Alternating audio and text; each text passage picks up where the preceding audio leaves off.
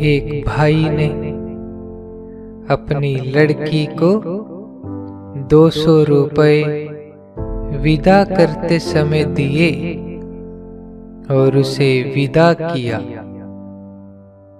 200 रुपए का दहेज दे दिया।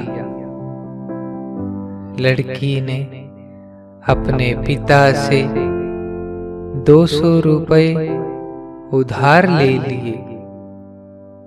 जब घर से गई तब 200 रुपए चोरी करके ले गई।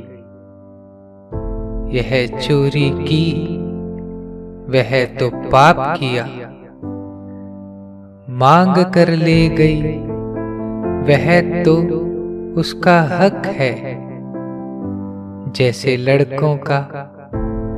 और जो ऋण उधार ले गई उसको तो चुकाना पड़ेगा।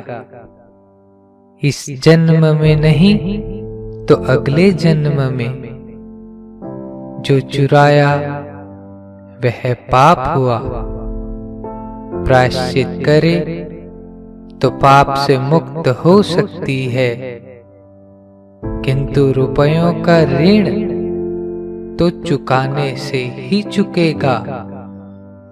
दान देने वाले ने यदि सुपात्र को दिया और लेने वाला अच्छे काम में लाया तो दोनों अच्छे हैं।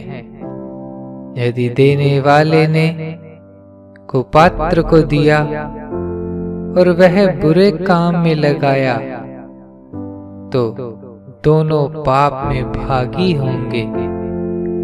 निष्काम दान सबसे अच्छा है।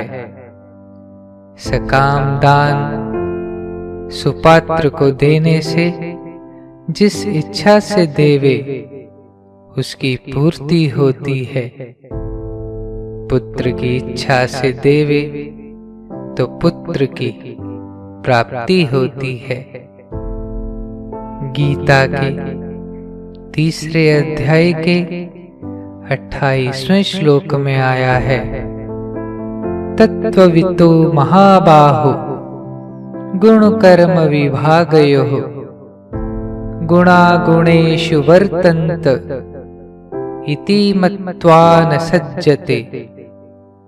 अर्थात, हे महाबाहो, गुण विभाग और कर्म विभाग के तत्व को जानने वाला ज्ञान योगी संपूर्ण गुण ही में गुणों में बरत रहे हैं। ऐसा समझकर उनमें आसक्त नहीं होता। यह प्रकृति के अर्पण हुआ और भगवान के अर्पण। गीता के 9वें अध्याय के 27वें श्लोक में आया है, यत् करोषि यच्छ्नासि यज्जुहोषि ददासि यत् पश्यसि कौन्तेय तत्कुरुष्व मदर्पणम्। अर्थात, हे अर्जुन, तू जो कर्म करता है, जो खाता है, जो हवन करता है, जो दान देता है और जो कुछ स्वधर्माचरण रूप तप करता है, वह सब मेरे अर्पण कर। जो कुछ करता है सब मेरे अर्पण कर दे। उससे क्या होगा? वह मुझको प्राप्त होगा। फिर विचार करना है, यदि ईश्वर की भक्ति करने से भगवान के दर्शन होकर मुक्ति होवे कि नहीं। भगवान कहते हैं, उसको साक्षात दर्शन होने पर सारे कर्मों का नाश हो जाता है। उसके लिए कोई कर्म शेष नहीं। यह ख्याल रखना चाहिए कि अपने ऊपर जो ऋण है उसको चुका कर ही मुक्त हो सकते हैं, और यदि दूसरे पर अपना ऋण है तो उसका हम त्याग कर सकते हैं। उससे न लें, चाहे उससे कोई अच्छा काम कहकर करा दो, चाहे जो करे।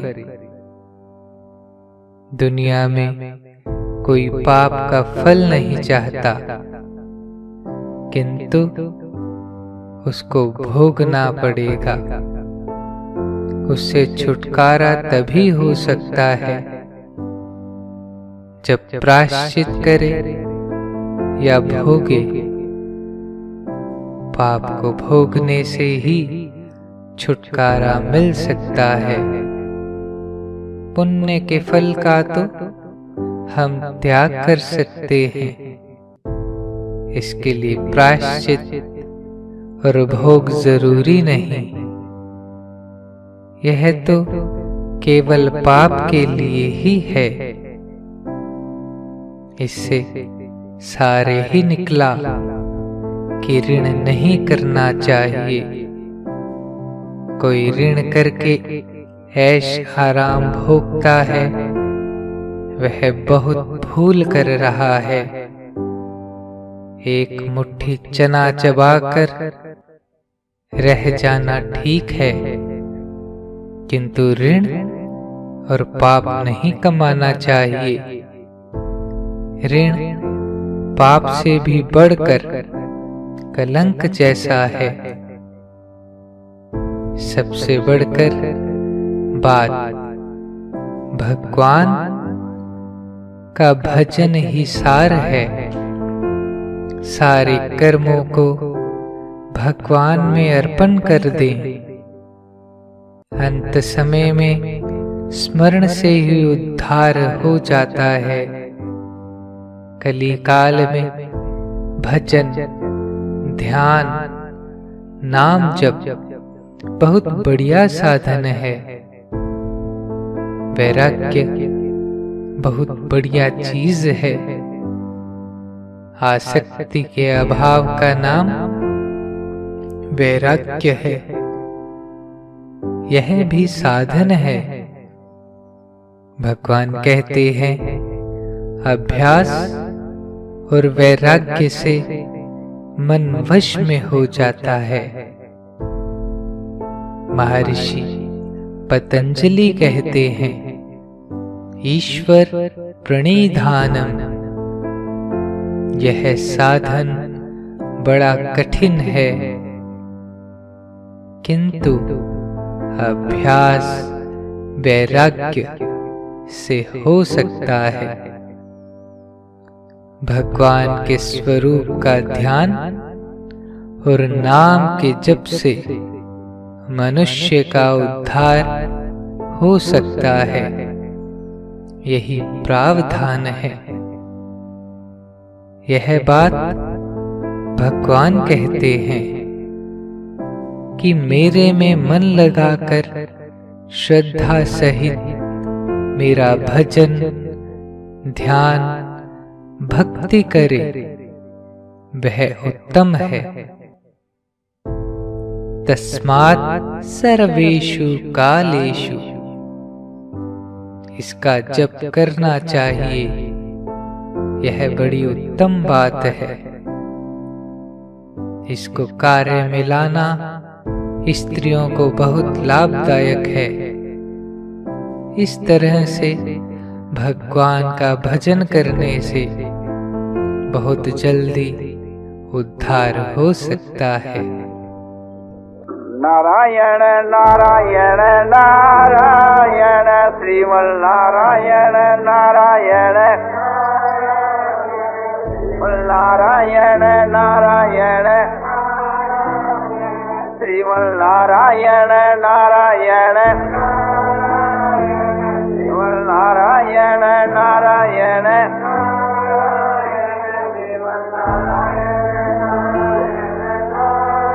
आनंदमय आनंदमय आनंदमय आनंदमय पूर्ण सच्चिदानंद पूर्णानंद अपारानंद शांतानंद घनानंद अचलानंद ध्रुवानंद नित्यानंद बोधस्वरूपानंद ज्ञानस्वरूपानंद आनंदी आनंद आनंदी आनंद आनंदी आनंद शांति शांति शांति।